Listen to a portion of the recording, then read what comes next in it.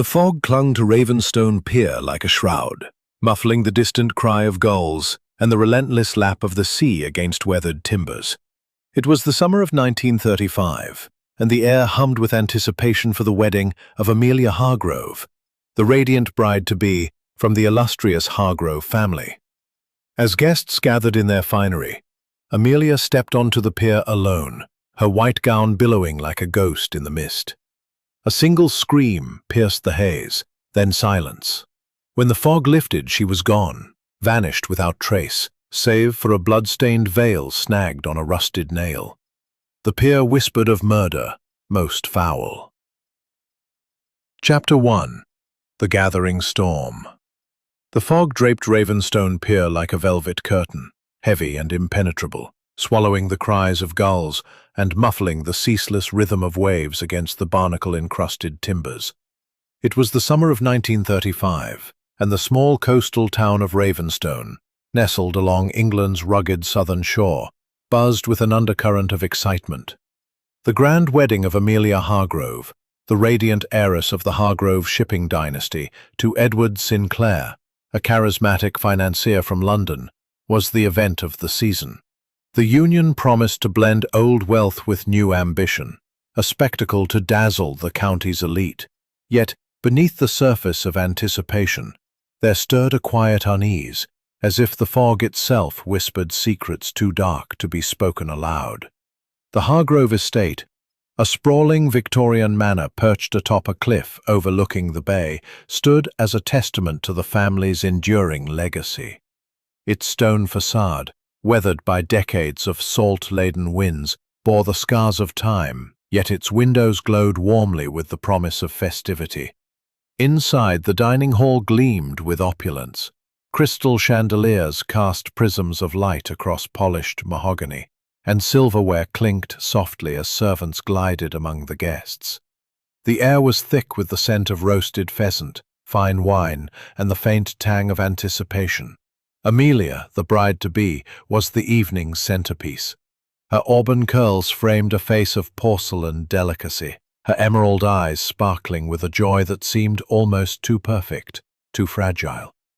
Her white silk gown, a prelude to tomorrow's wedding, acquiesced, sensing in Hastings's enthusiasm a hint of something amiss. "Mon ami," he had replied, adjusting his lapel. "The sea invigorates, but I suspect this wedding may stir more than hearts."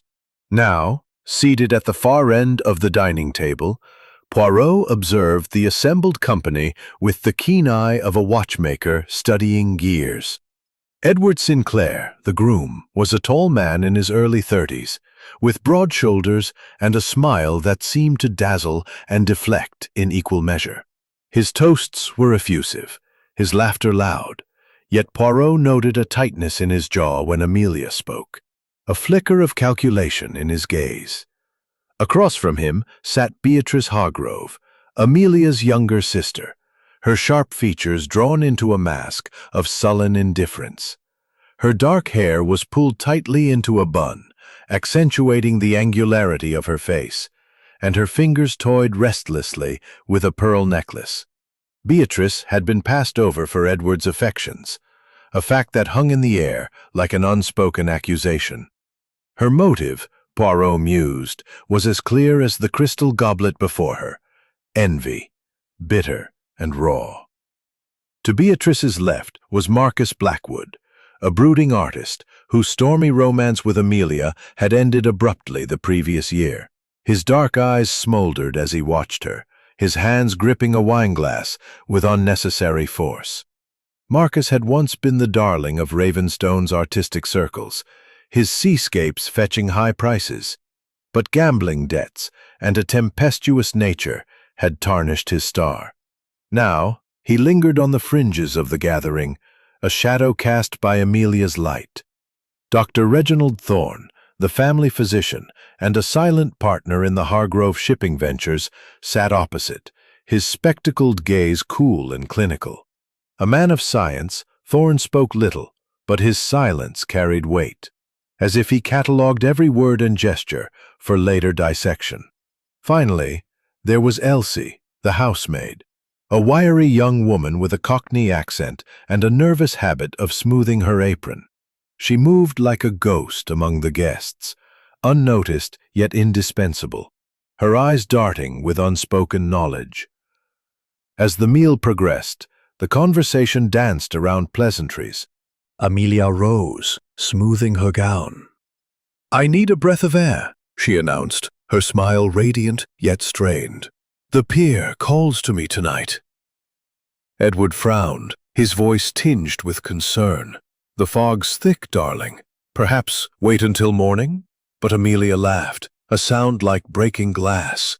"Nonsense, Edward. I've walked that pier 1,000 times. I'll be back before the dessert is served." She slipped out, her silhouette swallowed by the fog beyond the French doors. The guests continued, but the mood shifted. Beatrice whispered to Marcus, their heads bent close. Dr. Thorne excused himself to check his medical bag, citing a patient's needs. Edward, restless, paced near the window, his eyes scanning the darkness. Elsie, clearing plates, dropped a spoon with a clatter, her hands trembling. Poirot, sipping his coffee, catalogued every detail: the clink of glass, the rustle of silk, the weight of unspoken words.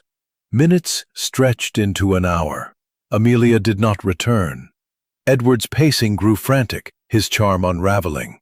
"She should be back by now," he muttered, running a hand through his hair. Hastings, sensing the shift, suggested a search. "Perhaps she's lost in the fog," he offered, though his tone betrayed doubt. The guests rallied, donning coats and fetching lanterns from the hall.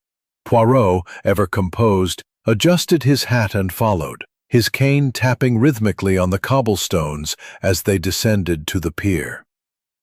Ravenstone Pier stretched into the sea like a skeletal finger, its wooden planks groaning underfoot.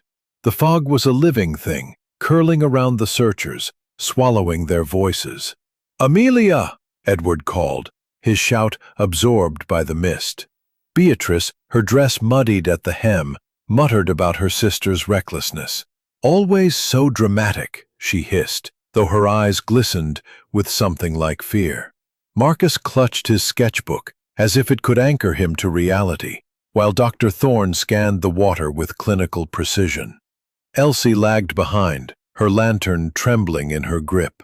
It was Elsie who found the first clue, a scrap of white silk snagged on a rusted nail at the pier's edge. It was Amelia's veil, the delicate lace torn and stained. Damp wood. No other trace of struggle. Only the veil, and a faint, lingering scent of lavender. Amelia's perfume.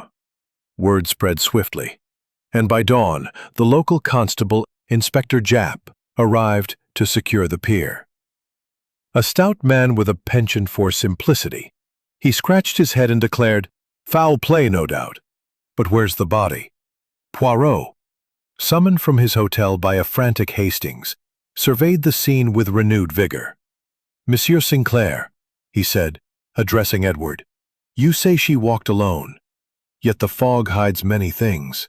Who saw her last?" Edward stammered, I tried to stop her, but she insisted." Beatrice's eyes narrowed. Marcus clenched his fists, and Dr. Thorne remained impassive. As the sun pierced the fog, a fisherman approached, his face weathered as the cliffs. "Saw something odd last night," he muttered. "A boat, rowing out in the mist, just after the scream." Poirot's mustache twitched again. A scream. Sharp, fleeting, and then silence. A boat vanishing into the night, and a veil, bloodied and abandoned. The stage was set, the curtain raised, but the mystery of Amelia Hargrove's vanishing was only beginning to unfold. Chapter 2. Echoes in the Mist. The fog hung low over Ravenstone Pier, a spectral veil that seemed to cling to the very air, swallowing sound and sight with an almost malevolent intent. The morning of July 15, 1935, broke reluctantly, the sun a pale disk struggling to pierce the mist that cloaked the English coastline. The pier, a weathered relic of Ravenstone's maritime past, stretched out into the sea, its planks slick with dew and salt, creaking under the weight of the search party's footsteps. Lanterns bobbed like will-o'-the-wisps, casting fleeting shadows that danced and dissolved in the gloom. The cry of a distant gull pierced the silence, a mournful echo of the scream that had shattered the night. Amelia Hargrove's scream, now a ghostly memory. The search for the vanished bride had begun in earnest, driven by a mixture of dread and determination. Edward Sinclair led the group, his tailored water, perhaps a canvas of loss and betrayal. Dr. Reginald Thorne, the family physician, moved with clinical precision, his spectacles glinting as he peered into the shadows, suggesting they check the boathouse at the pier's far end. "She might have sought shelter there," he said, his voice calm but tinged with an edge Poirot could not yet place. Elsie, the housemaid, lagged at the rear, her lantern trembling in her small hands, her Cockney accent thick with panic, as she whispered prayers under her breath. Hercule Poirot, summoned from his hotel by a frantic Captain Hastings, joined the search with his characteristic air of composure. His polished shoes, ill-suited for the damp pier, tapped rhythmically as he surveyed the scene, his grey cells already whirring. "Mon ami," he said to Hastings, who hovered anxiously at his side, "this fog, it is like the mind of a criminal, obscuring, deceptive, yet not impenetrable. We shall find the truth." Hastings nodded, though his face was pale, his usual cheer dampened by the grim discovery that had halted the search. It was Elsie who had found it. The blood-stained veil, a fragile scrap of lace, snagged on a rusted nail jutting from the pier's edge. The group had converged as she cried out, her voice a wail that cut through the fog. "Oh, miss, what have they done to you?" The veil, unmistakably Amelia's, was torn, its delicate embroidery marred by dark crimson stains that glistened wetly in the lantern light. Edward sank to his knees, his hands hovering over the fabric as if afraid to touch it. "No, it can't be," he whispered, his voice breaking. Beatrice turned away, her hand pressed to her mouth, her shoulders shaking. Whether from grief or something else, Poirot could not yet discern. Marcus stared, his expression unreadable, his fingers tightening around his sketchbook. Dr. Thorne knelt beside the veil, his gloved hands steady as he examined it, murmuring about the need for a proper analysis. Poirot stepped forward, his small frame commanding despite the chaos. "Calm yourselves, mes amis," he said, his Belgian accent crisp and authoritative. "Love for the sea," his voice low and strained. Dr. Thorne remained silent, but his gaze lingered on Edward, as if weighing his words. Elsie, wringing her apron, whispered, "She looked troubled, sir, when she left the manor, like she was running from something." The local constable, Inspector Japp, a stout, well-meaning man unrelated to Poirot's Scotland Yard acquaintance, arrived as dawn broke, his boots heavy on the pier. "Foul play, no doubt," he grunted, scratching his head as he surveyed the scene. "But no body. That's a queer one." He cordoned off the area with rope, his men scouring the pier for further clues. Poirot, undeterred by the constable's bluster, knelt again, his magnifying glass glinting as he examined the ground. Near the veil, half hidden by a plank, lay a cigarette butt, its tip monogrammed with the initials M.B., Marcus Blackwood's. Poirot slipped it into an envelope, his expression inscrutable. "A clue, perhaps," he murmured to Hastings, "or a deception. The criminal mind loves such games." The town awoke to whispers of tragedy, the news spreading like wildfire through Ravenstone's cobbled streets. By mid-morning, a crowd had gathered beyond the pier, their faces a mix of curiosity and dread. The fisherman, a grizzled man named Tom Weller, approached Poirot with a hesitant step. "Saw something odd last night, sir," he said, his voice rough as the sea. "After that scream, I reckon. A boat rowin' out in the fog, movin' quiet-like. Couldn't see who was in it, but it weren't no fisherman I know." Poirot's eyes gleamed. "A boat, you say? And the time?" Weller scratched his beard. "Just past midnight, I'd wager." Back at the Hargrove Manor, Poirot assembled the household in the drawing-room, its heavy velvet drapes drawn against the morning light. The air was thick with tension, the scent of beeswax polish mingling with the faint tang of fear. Edward paced, his hands clenched. Beatrice sat rigidly, her fingers twisting her necklace. Marcus leaned against a bookcase, his sketchbook abandoned on a table. Dr. Thorne adjusted his troubled of late. Nervous spells, you might say. I prescribed tonics, but she spoke of fears. Vague, but persistent. Elsie, when pressed, admitted overhearing a heated exchange between Amelia and Edward the previous evening. "Something about money, sir," she whispered. "She said, 'You can't have it. Not like this.'" Poirot's gaze swept the room, noting every reaction. Edward's flushed cheeks, Beatrice's averted eyes, Marcus's clenched fists, Thorne's impassive stare. The veil, the scream, the boat. He mused aloud. A puzzle with missing pieces. But Hercule Poirot, he does not rest until the picture is complete. He produced the cigarette butt, holding it aloft. "Monsieur Blackwood, this bears your initials. Care to explain?" Marcus paled. "I smoke, yes, but I wasn't on the pier. Someone must have taken it from my studio." As the morning wore on, a new clue emerged. A note slipped under Poirot's hotel door, written in a hurried scrawl. "Meet me at midnight. Secrets must die." Unsigned, it hinted at blackmail. But whose? Amelia's? Or another's? Poirot tucked it away, his mind racing.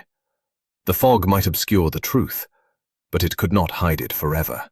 Outside, the sea churned, its waves a restless murmur against the pier.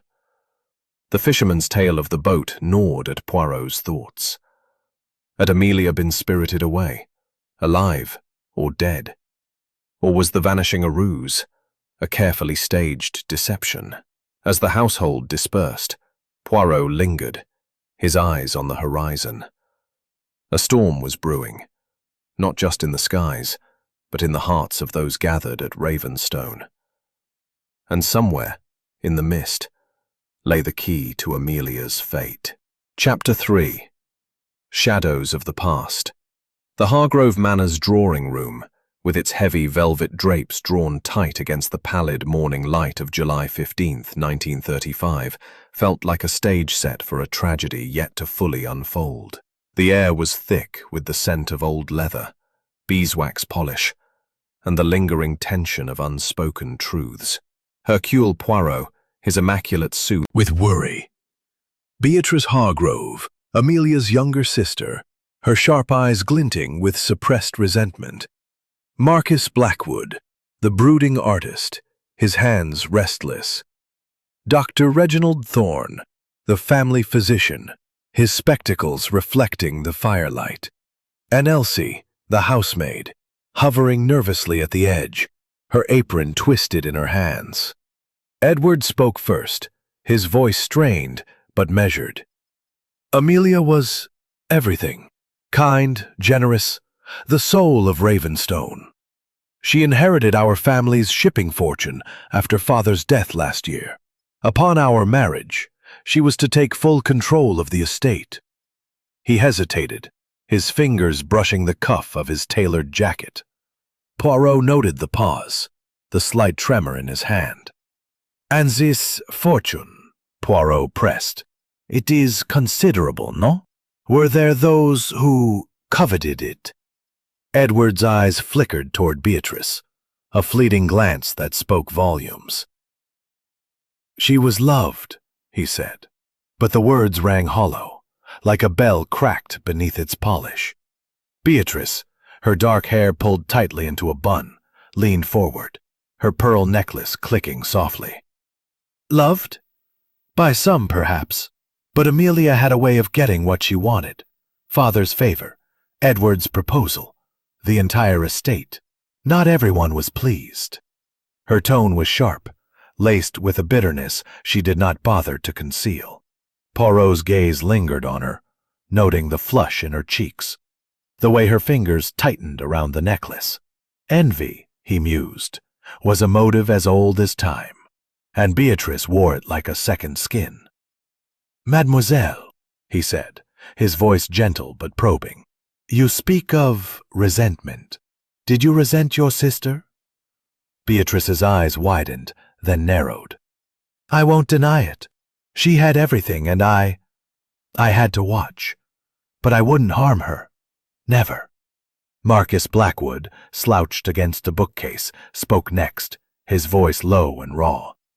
Amelia and I were close once. I loved her, painted her, dreamed of a future together. But she chose him. He gestured toward Edward, his dark eyes burning with a mix of pain and anger. When she ended it, What? Or whom? Thorne hesitated, his fingers brushing the rim of his glasses. She didn't say, but she mentioned a betrayal, something about trust broken. His gaze darted toward Edward, then away, a movement so subtle it might have gone unnoticed by a less observant eye. Elsie, when pressed, fidgeted, her Cockney accent thick with nerves. I overheard something, sir, night before last. Miss Amelia and Mr. Sinclair arguing in the library. She was upset, talking about money, something like, you can't expect me to fix your mistakes. He got angry, slammed the door. Edward's face reddened, but he waved a hand dismissively. A lover's quarrel, nothing more. We were discussing investments. My firm's been struggling. She was to help after the wedding. Poirot's moustache twitched. And this help, it was freely given? Edward's silence was answer enough. Poirot turned his attention to the physical evidence, producing the blood-stained veil from a silk pouch. He held it aloft, the crimson stains stark against the delicate lace. This veil, he said, it is a silent witness. The blood, is it from a wound or something else? And this thread, caught in the fabric, it does not match the gown. He peered through his magnifying glass, noting a faint blue fibre, coarse and out of place. A red herring, perhaps, or a clue to the killer's attire. The room fell silent, each suspect avoiding his gaze, as if the veil itself accused them. A new piece of evidence surfaced, delivered by a trembling Elsie, who had found it in Amelia's bedroom while tidying. It was a note, tucked inside a jewelry box, written in a hurried scrawl. Meet me at midnight. Secrets must die. Unsigned, it carried the weight of menace, hinting at blackmail or a confrontation gone awry. Poirot studied it, his mind racing. This meeting, he mused aloud, was it on the pier? And who wrote these words? Edward paled. Beatrice's fingers froze on her necklace, and Marcus's hand twitched toward his pocket. Thorne remained impassive, but his eyes like a sentinel, guarding its secrets. The truth, he said softly to Hastings, who hovered at his elbow. It is like the tide. It recedes, but it always returns. As the household dispersed, Poirot lingered, his mind turning over the motives laid bare. Edward's need for Amelia's fortune to salvage his failing investments. Beatrice's envy, rooted in a lifetime of living in her sister's shadow. Marcus's wounded pride and financial ruin. Thorne's cryptic hints at Amelia's fears, perhaps tied to his own secrets. And Elsie's quiet observation, her role as witness or accomplice still unclear. Each had a reason to wish Amelia gone. But who had acted? A knock at the door interrupted his thoughts. A telegram delivered by a breathless messenger addressed to Edward. Poirot, ever curious, watched as Edward tore it open, his face draining of colour. "Deal off. Funds frozen," it read, the words stark and final. Edward crumpled the paper, his eyes darting to Poirot. "It's nothing," he muttered, but his voice betrayed panic. Poirot's smile was small, almost imperceptible. "Nothing, monsieur? Or everything?" The note, the veil, the cigarette, the telegram. All pieces of a mosaic, incomplete but forming a pattern. Poirot returned to the pier in his mind, reconstructing the night. Amelia stepping into the fog, her gown billowing like a ghost. The scream, sharp and fleeting. The boat, vanishing into the mist. Had she been lured, coerced, or taken by force? And the blood, fresh but not copious. A staged scene, or a genuine crime? The fisherman's tale of the boat suggested a plan. But whose? As the storm drew closer, lightning flickering on the horizon, Poirot felt the weight of the mystery pressing upon him. The Hargrove Manor, with its opulent facade and hidden tensions, was a microcosm of human frailty. Greed, jealousy, betrayal. Amelia's vanishing was no accident, he was certain. But the how and why remained just out of absence. Poirot's grey cells churned, piecing together the fragments of a puzzle that grew more intricate with each revelation. "Mon ami," Poirot said, his voice crisp despite the damp chill, "this pier, it is the stage of our drama. Mademoiselle Amelia did not vanish into the air, no. She was taken or lured." He knelt beside the rusted nail where the veil had been found, his magnifying glass catching the weak sunlight. The wood was slick, the tide having erased any footprints, but a faint scuff mark on the railing caught his eye. A jagged scratch, as if something heavy had been dragged across it. A struggle, perhaps? He mused, tracing the mark with a gloved finger. Or a deliberate misdirection. Hastings, his face pale under his hat, shivered. "It's eerie, Poirot. No body, no trace, just that wretched veil." The search party from the previous night had dispersed, but their faces lingered in Poirot's mind. Edward Sinclair, the desperate groom. Beatrice Hargrove, the envious sister. Marcus Blackwood, the brooding artist. Dr. Reginald Thorne, the enigmatic physician. And Elsie, the nervous housemaid. Each held a piece of the truth. But which piece was the key? The cigarette butt, monogrammed with Marcus's initials, lay heavy in Poirot's pocket, alongside the cryptic note found in Amelia's jewelry box. "Meet me at midnight. Secrets must die." Blackmail, betrayal, or something darker?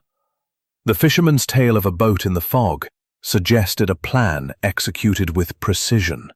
But by whom? Poirot turned his attention to the boathouse at the pier's end, a weathered structure half swallowed by the tide. Its door creaked as he pushed it open, revealing a damp interior cluttered with ropes, nets, and a faint smell of oil. Hastings followed, his lantern casting shadows that danced like spectres. "Could she have been hidden here?" Hastings asked, his voice echoing. Poirot's eyes scanned the floor, noting a faint smear of mud, fresh, not yet dried by the sea air. "Perhaps," he replied, "but not for long. The tide, it moves swiftly, and the boat, it tells by morning. Ain't seen it since." Poirot returned to the manor, where the household gathered uneasily in the library, its shelves heavy with leather-bound tomes and the weight of secrets. Edward paced, his charm fraying like the rope in the boathouse. Beatrice sat rigidly, her fingers twisting her pearl necklace until it threatened to snap. Marcus, his sketchbook abandoned, stared out the window, his jaw tight. Dr. Thorne polished his spectacles, his calm a stark contrast to the other's agitation. Elsie hovered near the door, her eyes darting as if expecting a ghost to appear. "Monsieur Blackwood," Poirot began, producing the cigarette butt. "This was found near the veil. Your initials, no?" Marcus's eyes flashed. "I told you someone took it from my studio. I was sketching, not skulking on the pier." Beatrice nodded, her voice hesitant. "I saw him there, late. He was working." Her pause was telling, and Poirot filed it away. An alibi, or a lie to protect a lover? He turned to Edward. "And you, monsieur? You warned Mademoiselle Amelia of the fog, yet she went alone. Why?"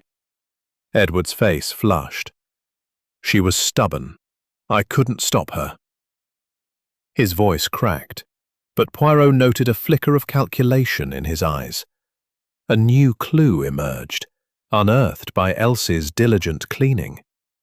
In Amelia's bedroom, hidden beneath a false bottom in her jewelry box, was a diary, its pages filled with elegant script. Poirot read aloud a recent entry. "E hides his true face. I cannot trust him, not with this." Another, dated days earlier. "The fortune is a curse. They all want it, B, M, even R. I fear what they might do." The initials pointed to Edward, Beatrice, Marcus, and Dr. Thorne. Reginald. Poirot's eyes gleamed. Mademoiselle Amelia knew of betrayal. But whose? Edward protested. "She was upset about my investments, nothing more." Beatrice scoffed. "She always played the victim." Marcus remained silent. "Settle old family debts, nothing more." The diary, the note, the cigarette, the scuff mark, all swirled in Poirot's mind like waves against the pier. He excused himself, stepping onto the manor's terrace to clear his thoughts. The sea churned below, its rhythm a counterpoint to the storm brewing within the household. Amelia's fortune, tied to the Hargrove shipping empire, was the thread binding the suspects. Edward needed it to salvage his failing firm. Beatrice coveted it as her birthright. Marcus, drowning in gambling debts, might have seen it as salvation. Thorne's cryptic debts hinted at deeper ties to the family's wealth. And Elsie, her role remained unclear, a shadow at the edge of the stage. As evening fell, the storm broke, rain lashing the manor's windows. Poirot returned to the pier, undeterred by the downpour, his umbrella a flimsy shield against the elements.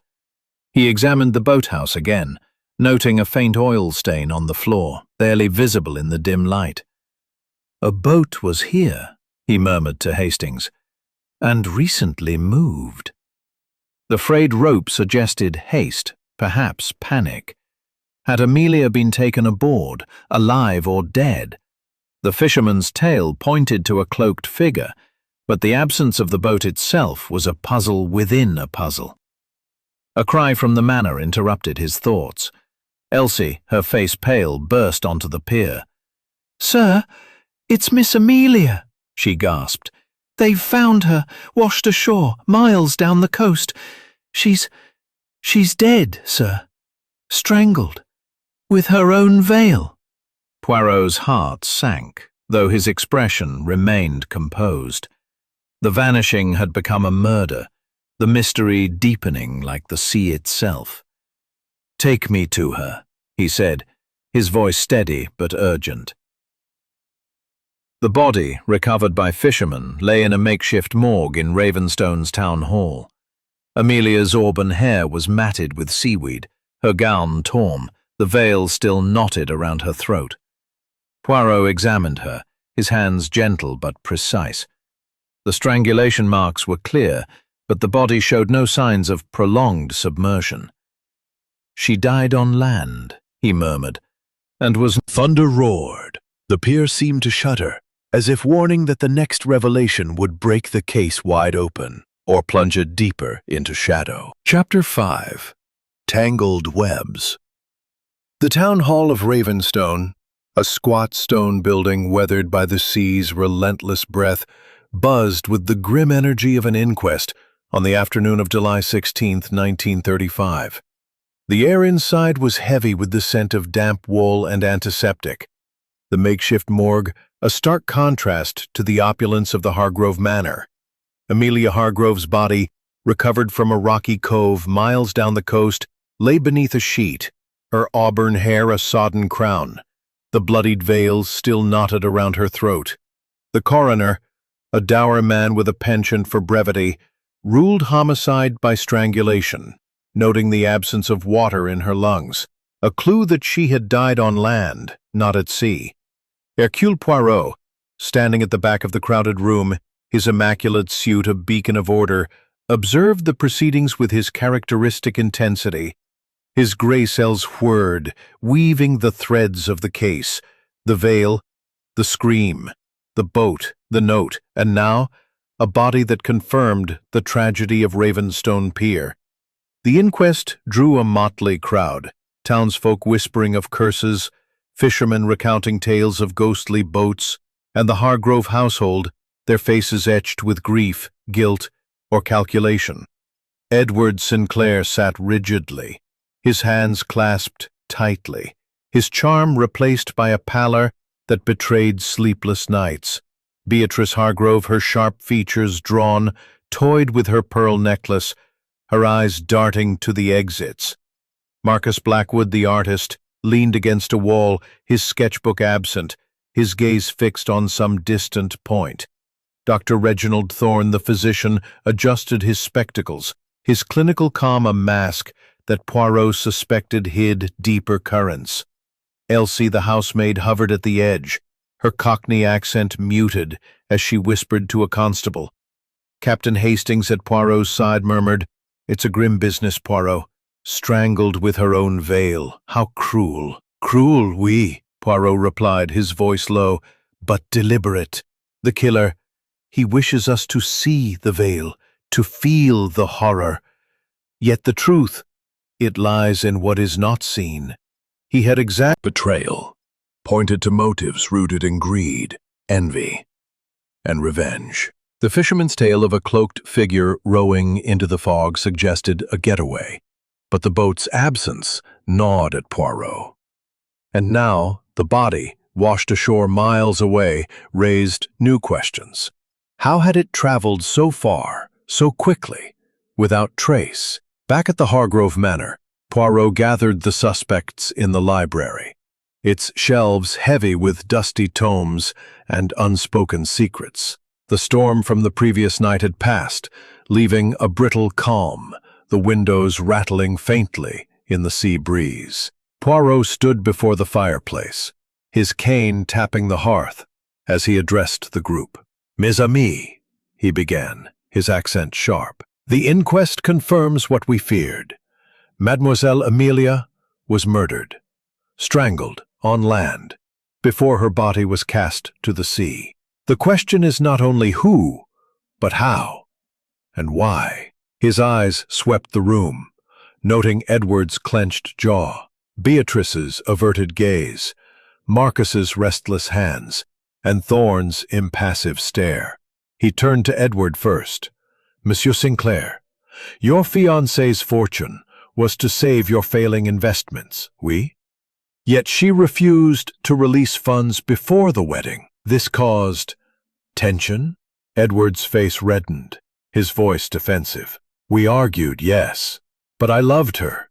I'd never harm her." Poirot produced a new clue, uncovered by a constable in Amelia's study. A forged check, drawn on her account, bearing Edward's signature. "This," Poirot said, holding it aloft, "suggests desperation. You needed her wealth, and she stood in your way." Edward stammered, "That's preposterous. Someone planted it." But his eyes betrayed panic, and Poirot noted the sweat beading on his brow. Beatrice was next. "Mademoiselle Hargrove," Poirot said, his tone gentle but probing. "You confirmed Monsieur Blackwood's alibi. Yet your hesitation speaks louder than your words. Were you with him? Or do you protect another?" Beatrice's necklace snapped, pearls scattering across the floor. "I saw Marcus in his studio," she insisted, her voice. Elsie, trembling under Poirot's gaze, admitted to another sighting. "I saw Mr. Sinclair near the boathouse, sir, before the scream. He was carrying a rope, said it was for securing the boat." Edward's eyes widened. "Nonsense! I was checking the moorings, that's all." Poirot's mind raced. The frayed rope in the boathouse, the scuff mark on the railing, the boat in the fog. Was Edward's story unravelling, or was Elsie's observation another misdirection? A new piece of evidence surfaced, found clutched in Amelia's hand during the inquest. A locket, engraved with "To B from M." Beatrice and Marcus? Poirot held it up, watching their reactions. Beatrice gasped, Marcus paled, and Edward's jaw tightened. "A gift between lovers, perhaps?" Poirot asked. "Or a clever ruse?" Beatrice shook her head. "I've never seen it."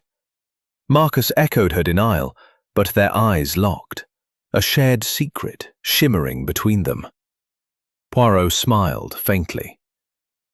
"The red herrings they multiply, but the truth, it swims beneath." As the interrogation ended, a constable arrived with urgent news. An anonymous tip, scrawled on a scrap of paper, directed to Dr. Thorne's clinic. Poirot, accompanied by Hastings, arrived to find the clinic in disarray, drawers open, papers scattered. Hidden in a locked desk was a ledger, its pages detailing embezzlement from the Hargrove shipping accounts, siphoned by Thorne over years. Confronted, Thorne bolted into the fog, his coat flapping as he vanished towards the cliffs. "Stop him!" Hastings shouted, but Poirot raised a hand. "Let him run, mon ami. The guilty, they always return." The ledger confirmed Thorne's motive.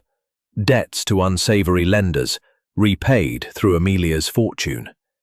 Had she discovered his theft, threatening exposure? Was he the cloaked figure in the boat, or merely a pawn in a larger scheme? Poirot's thoughts turned to the locket, the forged cheque, the diary's accusations. Edward's financial ruin, Beatrice's jealousy, Marcus's wounded currents. The cliffs above Ravenstone loomed like silent sentinels, their jagged edges softened by the lingering mist of July 16, 1935. The sea below churned, its waves a restless murmur that carried the weight of secrets yet to be unearthed. Hercule Poirot, his polished shoes ill-suited for the muddy path, navigated the rocky terrain with Captain Hastings at his side, drawn by the urgent cry that had pierced the night. Dr. Reginald Thorne's flight from his clinic, spurred by the discovery of his embezzlement ledgers, had ended abruptly at the cliff's edge. A constable's lantern bobbed in the distance, illuminating a grim scene. Thorne crumpled at the base of the rocks, his spectacles shattered, his body still. Was it a fall, suicide, or something more sinister? Poirot's gray cells hummed, sensing the currents of deception running deeper than ever. "Mon ami," Poirot said, his voice steady despite the wind's bite. "The good doctor, he runs from guilt, but to what end? The truth, it hides in these shadows." Hastings, his face pale in the lantern light, shook his head. "If Thorne killed Amelia, why flee now? And if not, who pushed him?" Poirot's mustache twitched as he knelt beside the body, noting the unnatural angle of Thorne's neck and a faint bruise on his temple, not consistent with a mere fall. "This," he murmured, is no accident. The killer seeks to silence loose ends. The investigation had taken a darker turn since Amelia Hargrove's body was found, strangled with her own veil, miles down the coast. The inquest had confirmed murder, and the clues, the blood-stained veil, the monogrammed cigarette butt, the cryptic note, the forged check, the locket, pointed to a web of motives: Edward Sinclair's financial desperation, Beatrice Hargrove's envy, Marcus Blackwood's wounded pride, Thorne's embezzlement, and Elsie's quiet observations. The fisherman's tale of a cloaked figure rowing into the fog lingered in Poirot's mind, as did the frayed rope in the boathouse and the scuff mark on the pier. The dose was stronger than Thorne had admitted, enough to dull senses, perhaps render her pliable. Poirot slipped the vial into his pocket, his mind racing. Had Thorne drugged her to silence her threats, only for the plan to escalate to murder? The trail led to a seaside cottage, rented by Thorne under an alias, its windows dark and shutters rattling. Poirot, with Hastings and a constable, found the door ajar, the interior a chaos of packed bags and scattered papers. Thorne, caught mid-escape, stood pale and trembling. "Monsieur le Docteur," Poirot said, his voice calm but unrelenting, "you run from justice, but it finds you. Speak of Mademoiselle Amelia." Thorne's composure cracked, his voice hoarse. "It was an accident. I gave her the tonic to calm her. She was going to ruin me. But she left the pier alive, I swear." Poirot's eyes narrowed. "And the blood on her veil?" Thorne shook his head. "I don't know. Someone else. It wasn't me." Before Poirot could press further, a gunshot rang out, shattering the cottage's silence. Thorne slumped, a bullet through his temple, his body crumpling to the floor. The constable drew his whistle, but the shooter had vanished into the fog. Hastings gasped. "Suicide?" Poirot knelt, examining the wound. "No, mon ami. The angle, the distance. This is murder, staged to look like guilt." A fresh note lay beside Thorne, scrawled in haste. "I killed her. Forgive me." The ink was fresh, the handwriting unfamiliar. Another red herring, Poirot thought. But whose hand penned it? Returning to the manor, Poirot gathered the suspects in the drawing room, the fire casting long shadows across their faces. Edward Sinclair, his eyes bloodshot, gripped a glass of brandy. Beatrice, her necklace repaired but her nerves frayed, sat rigidly. Marcus, his artist's hands stained with charcoal, avoided Poirot's gaze. Elsie, trembling, stood by the door, her apron twisted into knots. "Mes amis," Poirot began, his cane tapping the floor. "Dr. Thorne—" "Kill her!" Poirot noted the sweat on his brow, the tremor in his hands, a man unraveling. Beatrice, when pressed, admitted a partial truth. "Marcus and we wanted to scare Amelia," she confessed, her voice trembling. "She was lording her fortune over us, acting superior. We planned to confront her on the pier, make her think twice. But it went wrong. She screamed, and we fled." Marcus nodded, his face grim. "I didn't touch her, I swear it." Poirot's smile was faint. "A plank, you say?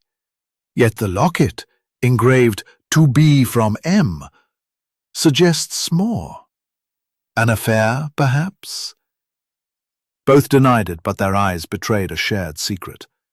Poirot's thoughts turned to the mechanics of the crime. The scream, had it been Amelia's, or a ruse? He dismissed the fanciful idea of a gramophone. But tide charts in the manor's library revealed a narrow window of low tide, enough to hide a body temporarily in the boathouse before moving it by boat. The scuff mark on the pier's railing suggested a struggle or a body dragged. The blood on the veil, though, was perplexing. Too little for a fatal wound, too deliberate for an accident. Was it staged, like Thorne's suicide? Elsie's role gnawed at Poirot. Her observations were too precise, her fear too calculated. "Miss Elsie," he said softly, "you see much, yet speak little.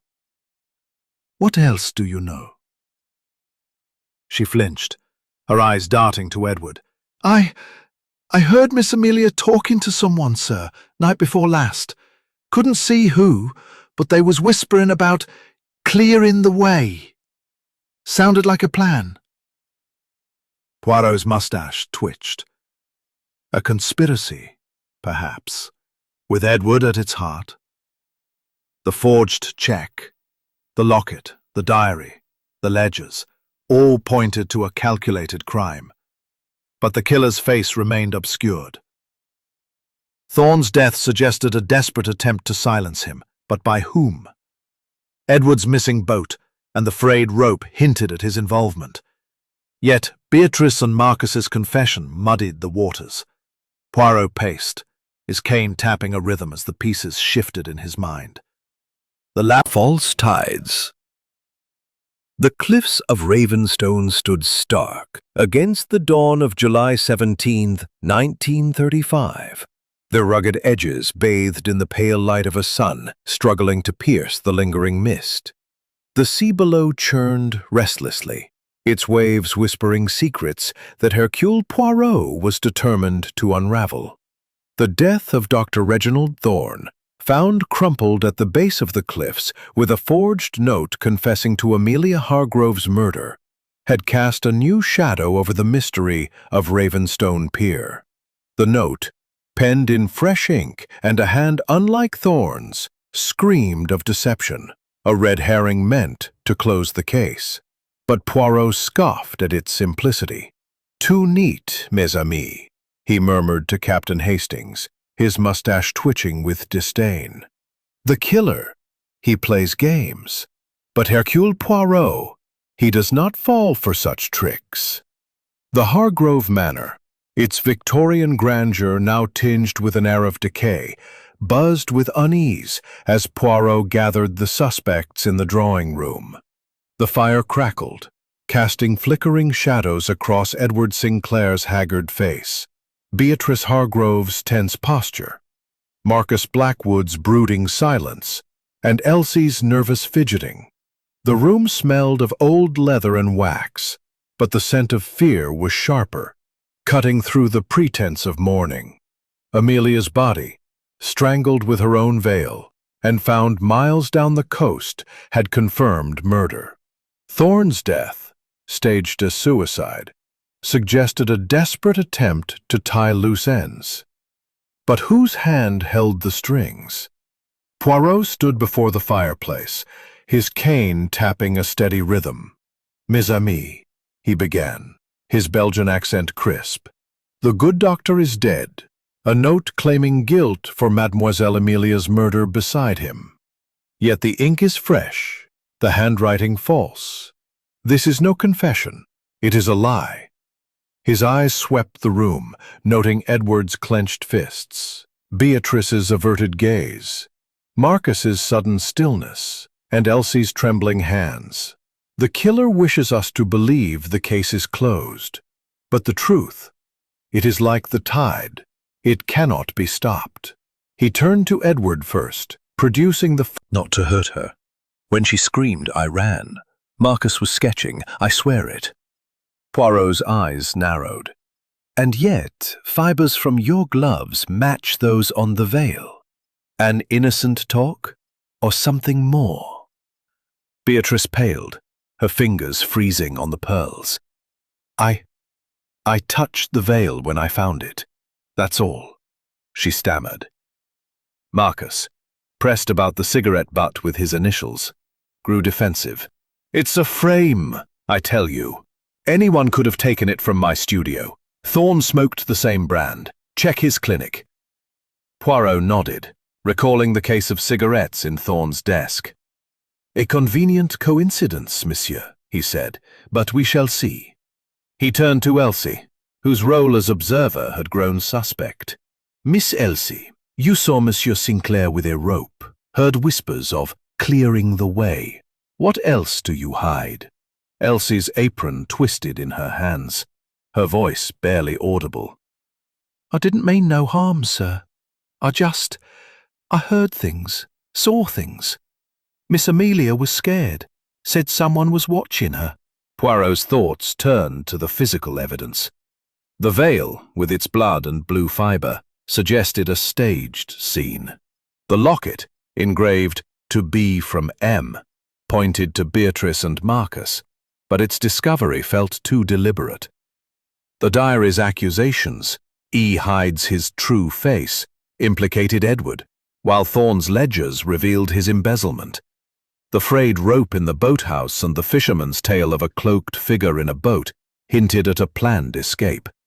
But Thorne's death shifted the puzzle, suggesting a second killer or a mastermind tying up loose ends. To test his theories, Poirot staged a reconstruction on the pier at dusk, the fog recreated with a hired machine to mimic the fateful night. The suspects gathered reluctantly, their breaths visible in the chill air. "Observe," Poirot said, pacing the planks. "Mademoiselle Amelia walks here, alone. She is lured, perhaps by the note, 'Meet me at midnight.' The killer strikes, strangles her with the veil, then drags her to the boathouse." He gestured to the scuff mark on the railing. "To confront her about the estate. She was always father's favorite, leaving me nothing. I saw her lying there, already gone. I panicked, took the ring, and ran." Marcus nodded, his voice low. "She told me later. We agreed to keep quiet, to protect her." Poirot's smile was grim. Protection or conspiracy? The reconstruction ended with a chill wind sweeping the pier, the fog machine casting eerie swirls. Poirot's mind raced, piecing together the timeline. Amelia's scream, the bloodied veil, the boat, all pointed to a murder staged to look like a vanishing. The locket and cigarette were plants, meant to divert suspicion. Thorne's death, with its forged note, aimed to close the case. But the killer had underestimated Poirot's tenacity. Edward's missing boat and the frayed rope suggested his involvement. Yet Beatrice's confession and Marcus's silence hinted at a broader plot. Back at the manor, Poirot pored over tide charts, confirming the low-tide window that allowed a body to be hidden in the boathouse.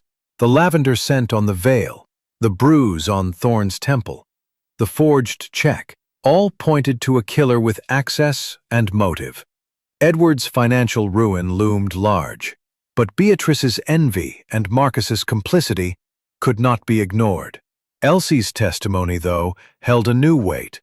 Her mention of clearing the way suggested a conspiracy, perhaps orchestrated by someone with more to gain than Thorne's petty theft. As night deepened, a figure emerged from the shadows near the manor's garden, a cloaked silhouette, slipping toward the pier. Poirot, alerted by a creaking gate, followed with Hastings, his cane silent on the grass. The figure paused at the boathouse, fumbling with a lock. "Who goes there?" Poirot called, his voice cutting through the dark. The figure froze, then turned. Elsie, her face pale, a key in her hand. I was checking the boathouse, sir," she stammered. "Thought I heard something." Poirot's eyes narrowed. "At this hour, mademoiselle? Or do you hide another secret?" Elsie's presence at the boathouse raised new questions. Was she a witness, a spy, or a player, or the boat from the fisherman's tale? Poirot's grey cells hummed, sensing the next wave would either break the case or drown it in deeper mystery. Chapter 8. Breaking Waves. The night of July 17th, 1935, wrapped Ravenstone in a restless embrace. The sea beyond the cliffs roaring with a fury that mirrored the turmoil within the Hargrove Manor. The air was thick, with the scent of salt and impending rain. the moon obscured by clouds that churned like the secrets Poirot sought to unravel. The murder of Amelia Hargrove, strangled with her own veil and found miles down the coast, had been compounded by the death of Dr. Reginald Thorne, staged as a suicide to deflect suspicion. Hercule Poirot, his grey cells alight with the puzzle's complexity, stood on the manor's terrace, his cane tapping softly as he gazed toward the pier. The clues, the bloodied veil, the monogrammed cigarette, the forged note, the locket, the diary, wove a tapestry of deception, but the killer's face remained shrouded. "The waves, mon ami," he murmured to Captain Hastings. "They break against the shore, and so too will the truth." The day's revelations had tightened the web. Beatrice Hargrove's confession, that she found Amelia dead and took her ring in panic, cast her as a witness, perhaps an accomplice. Marcus Blackwood's complicity in her silence suggested loyalty, or a shared secret. Edward Sinclair's financial ruin and the forged check pointed to his desperation, while Elsie's precise observations hinted at a deeper role. Thorne's embezzlement, exposed by his ledgers, had made him a target. But his murder suggested a mastermind tying loose ends. The fisherman's tale of a cloaked figure rowing into the fog, the frayed rope in the boathouse, the scuff mark on the pier, all pointed to a calculated crime, staged to look like a vanishing. Poirot returned to the drawing room, where the suspects gathered uneasily, their faces illuminated by the flickering firelight. Edward's hands trembled as he poured another brandy, his charm eroded by fear. Beatrice, "Tampering with the boat." Poirot's moustache twitched. "And this boat, where is it?" Elsie hesitated, then whispered, "It's gone, sir. Mr. Sinclair's boat. It ain't in the boathouse no more." Edward's glass clattered to the table.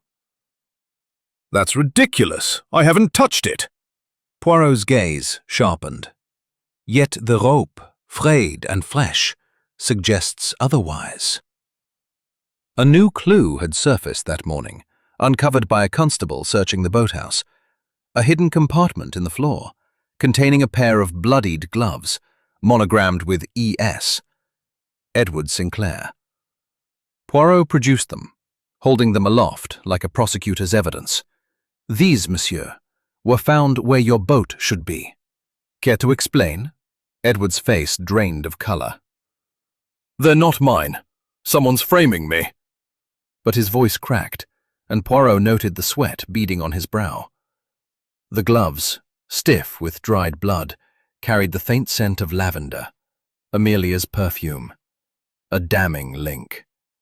Beatrice, her composure fraying, spoke up. "Edward was always after her money. He pressured her, argued with her. I heard them." Poirot nodded, recalling the diary's entry. "E hides his true face." He turned to Marcus. "And you, monsieur, your sketchbook. Why does it contain a drawing of the pier, dated the night of the murder, showing a body?" Marcus paled, his hands clenching. I sketched what I imagined, after Beatrice told me she found her. It was art, not evidence." Poirot's smile was grim. Art or confession?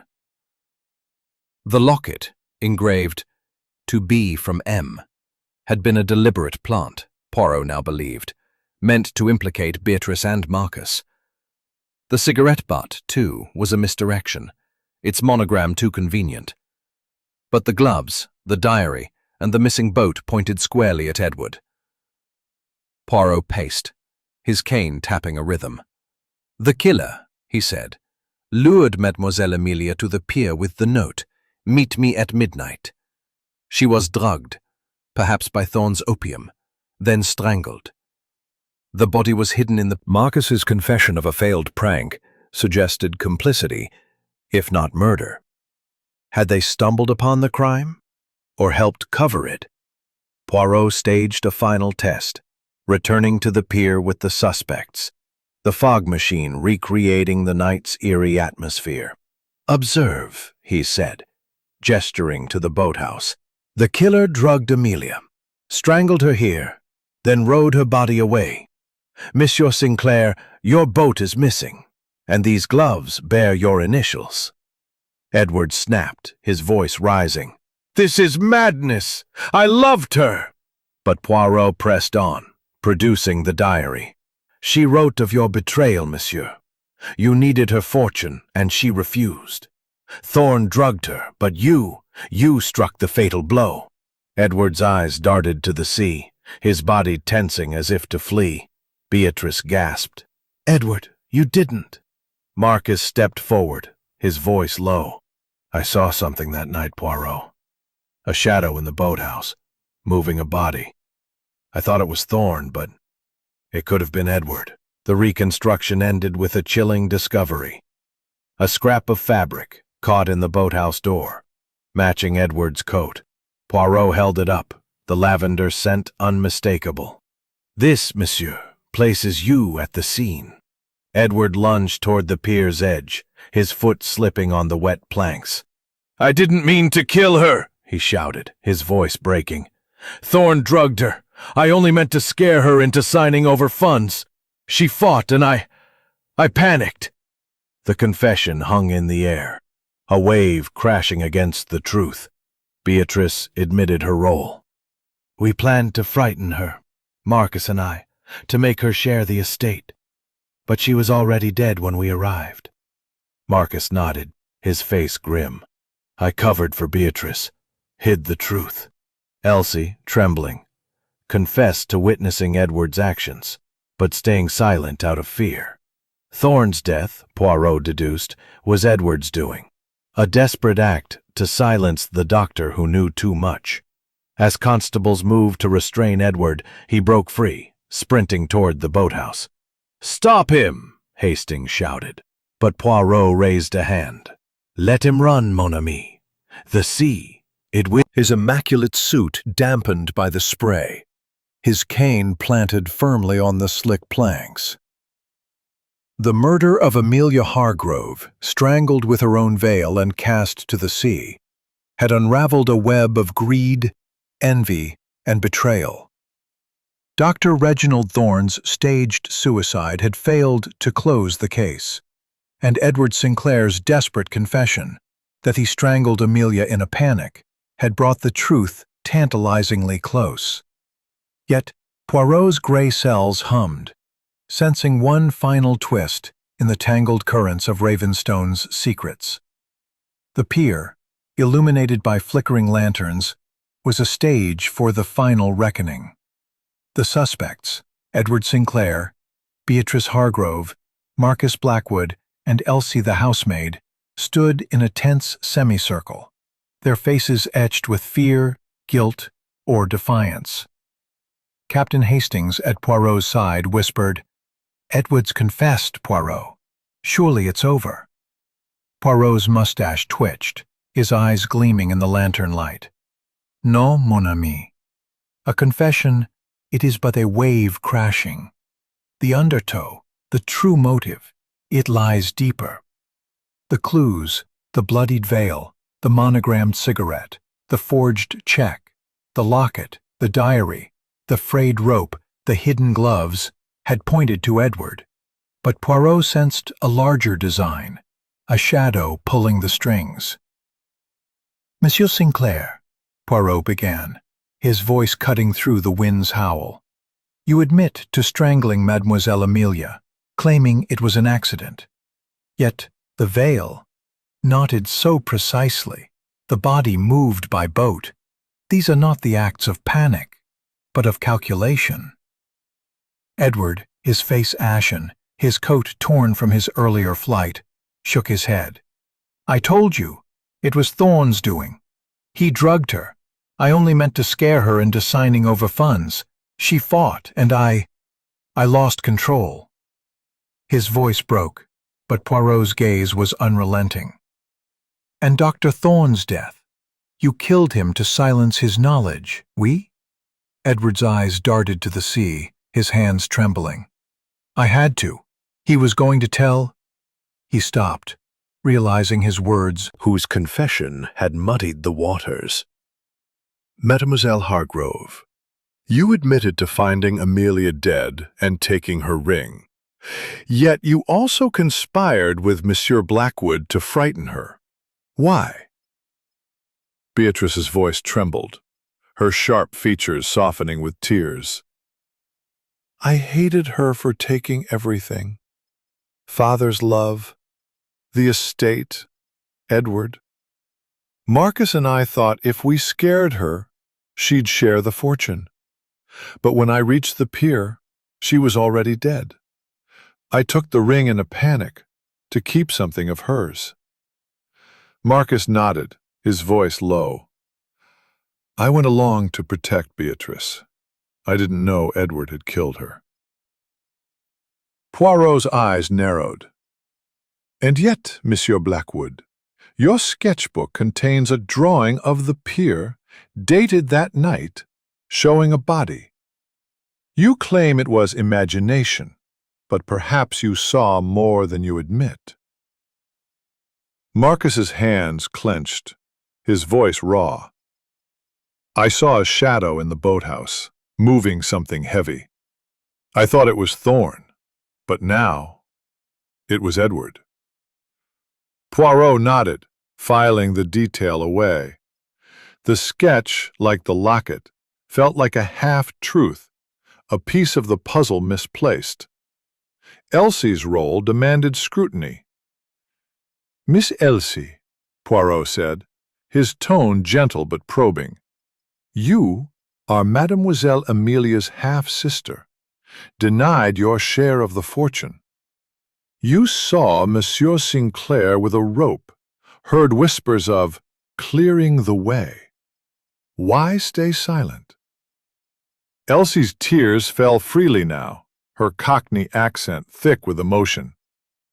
I was scared, sir. She promised me a share, then took it back. I hated her for it, but I didn't kill her. I saw Mr. Sinclair near the boathouse, actin' strange, but he threatened me, said I'd be next if I talked. Edward's face twisted in fury. Lies! She's making it up! Poirot paced the pier, the waves crashing below like a jury's verdict.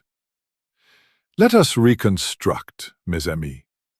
Mademoiselle Amelia is lured to the pier by the note sleeve, and its edge bore a blue thread, matching the fiber on the veil.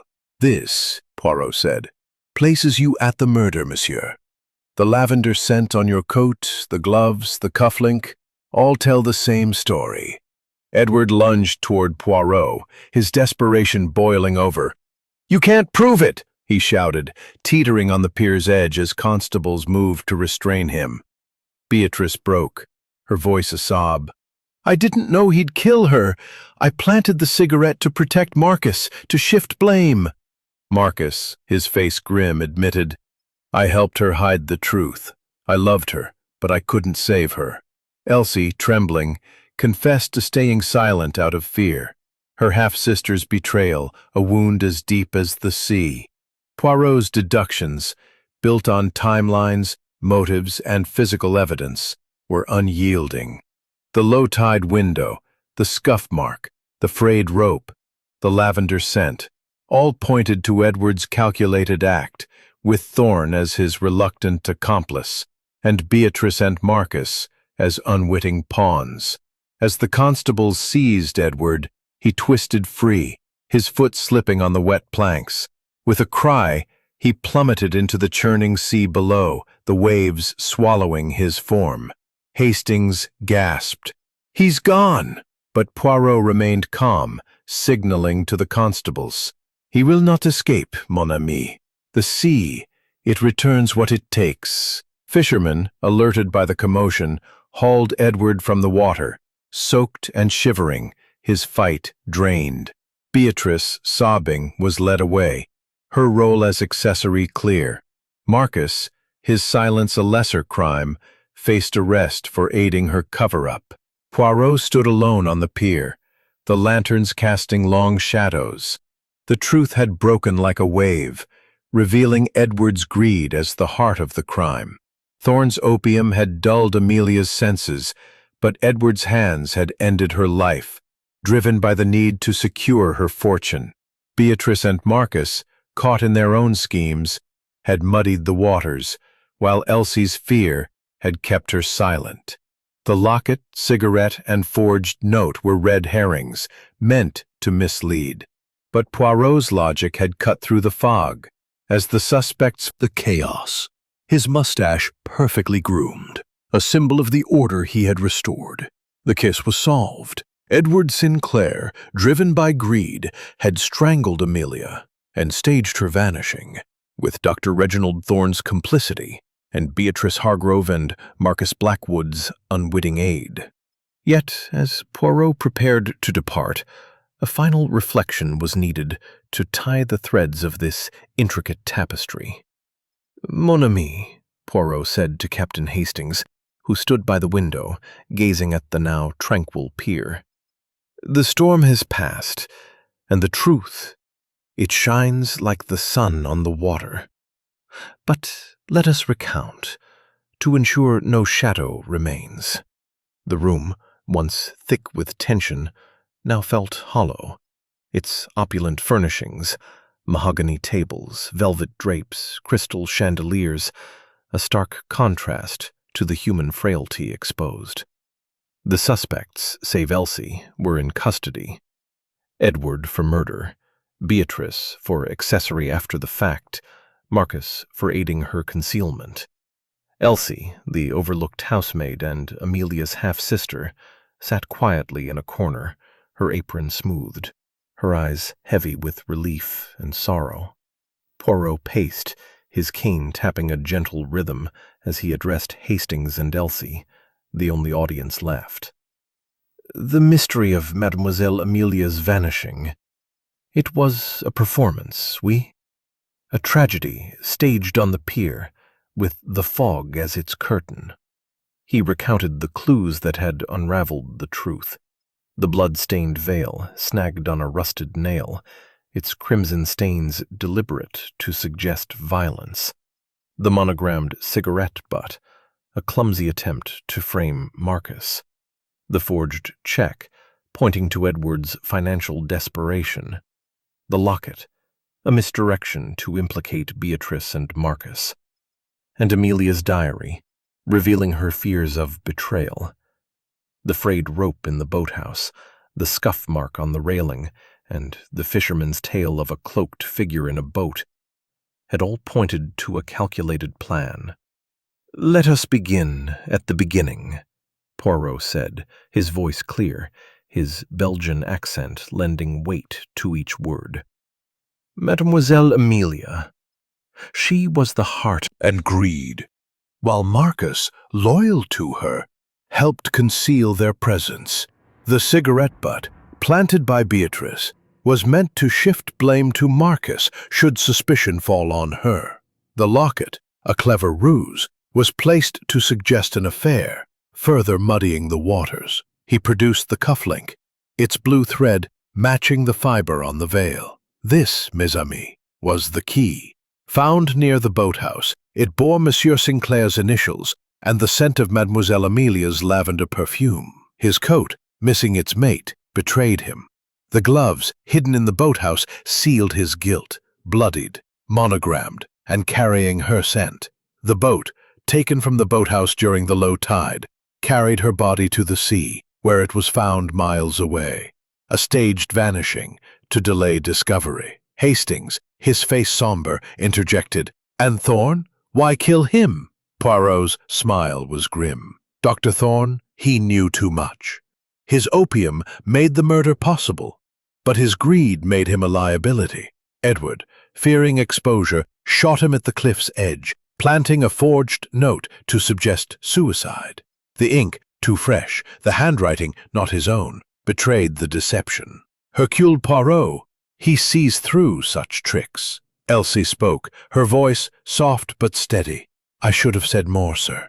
I saw Mr. Sinclair near the boathouse, actin' strange, but he scared me. Said I'd be next if I talked. I was angry with Miss Amelia for denying me my share, but I didn't want her dead. Poirot nodded, his expression kind. Your silence, mademoiselle. It was born of fear, not malice. You are forgiven, for you have helped bring the truth to light. The manor's clock chimed, its toll a reminder of time's relentless march. Poirot continued, his voice reflective. The motives, they were many. Greed, envy, revenge. Monsieur Sinclair, he sought wealth to save his name. Mademoiselle Beatrice, she burned with jealousy. Her sister's shadow too long. Monsieur Blackwood, his love turned to bitterness, yet he stopped short of murder. Dr. Thorne, his theft exposed, became a pawn in Edward's game. And you, Mademoiselle Elsie, your pain— Mother's, not the planted one. You, mademoiselle, you inherit a pittance, but also truth. Let it be enough. The constables had taken Edward, drenched from his plunge into the sea, to face trial. Beatrice, her role as accessory clear, awaited her fate, her envy a prison of its own. Marcus, charged with aiding concealment, faced lesser consequences, his love for Beatrice a bittersweet chain. Elsie, cleared of wrongdoing, remained in the manor, her half-sister's memory a complex wound. The townsfolk of Ravenstone, gathered beyond the pier, whispered of justice served, their tales of ghostly boats fading into folklore. Poirot gathered his coat, preparing to leave for Devon, his vacation resumed. The pier, it returns to silence, he said to Hastings, stepping onto the terrace. Mademoiselle Amelia, perhaps her spirit finds peace. The sea stretched before them, its horizon clear, the waves a gentle whisper of resolution. The case, like the tide, had ebbed and flowed, but Poirot's logic had prevailed, restoring order in the classic manner.